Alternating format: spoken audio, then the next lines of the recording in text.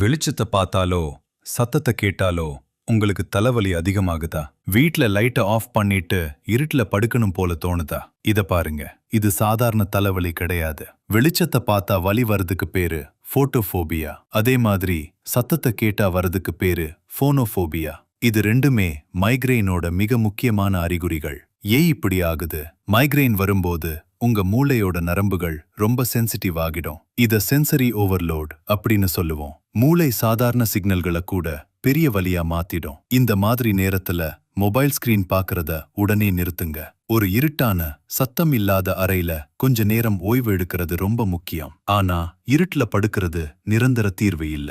அடிக்கடி இப்படி வந்தா உங்களுக்கான ட்ரிகர்ஸை கண்டுபிடிச்சு சரியான பிரிவென்டிவ் மெடிகேஷன்ஸ் எடுக்க ஒரு நியூரோலாஜிஸ்ட பார்க்கறது அவசியம். நரம்பியல் சார்ந்த அனைத்து பிரச்சனைகளுக்கும் முறையான பரிசோதனை மற்றும் சிகிச்சை பெற டாக்டர் வாஞ்சிலிங்கம் மருத்துவமனைக்கு வாருங்கள்.